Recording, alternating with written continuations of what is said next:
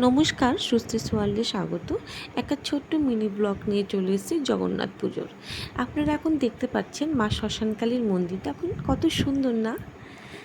আর আপনারা হয়তো ভাববেন এই ছবিটা আমি কেন দিলাম। এই ছবিটা হচ্ছে রথ পুজোর, বহু পুরনো। তখন হয়তো আমার 2-3 বছর বয়স ছিল।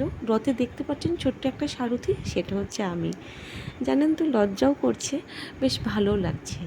এখন না, এখন আমার বাড়ির পাশে যে রথ পুজোটা হয় মহারাজা মোড়ে, সেখানে এখন আর সারথি সাজিয়ে কাউকে বসায় না।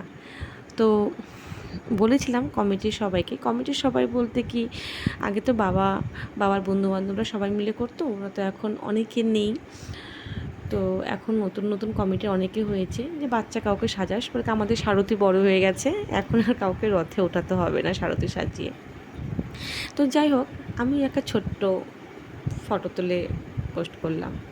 তো এখানে হচ্ছে ভোগ দর্শন নাকি করলে খুব খুব ভালো সৌভাগ্য। তাই যখন দেখলাম যে ভোগ রান্না হচ্ছে, তো একটুখানি ছোট্ট করে একটু ভিডিও করে নিলাম আপনাদেরকে দর্শন করাবো বলে।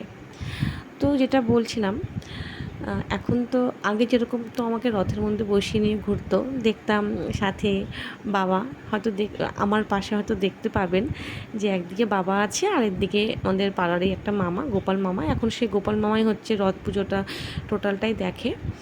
তো আমার পাশে থাকতো, রথের সাথে মা ঘুরতো, দিদি ঘুরতো, দাদা ঘুরতো, সবাই রথের সাথে সাথে আমার সাথে সাথে ঘুরতো।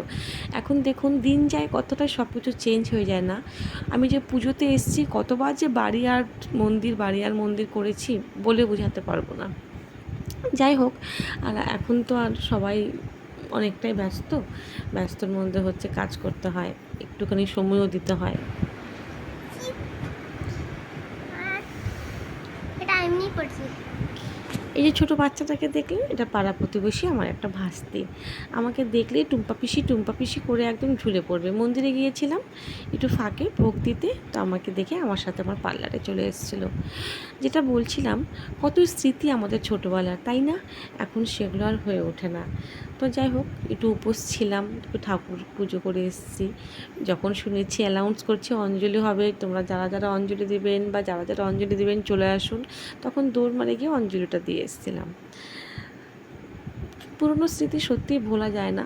এখন সবাই আমরা বড় হয়েছি, কাজে কর্মে মন দিয়েছি, স্বাভাবিক কাজকর্ম তো করতেই হবে, কর্ম বলে কথা। তো ঠাকুর রথে উঠে গিয়েছে, দেখতে পাচ্ছেন কত সুন্দর রথটা সাজিয়েছে না? আগে এত সুন্দর সাজাতো না, জানেন? ঠাকুর বেরিয়েও পড়লো। নমস্কার, ভালো থাকবেন।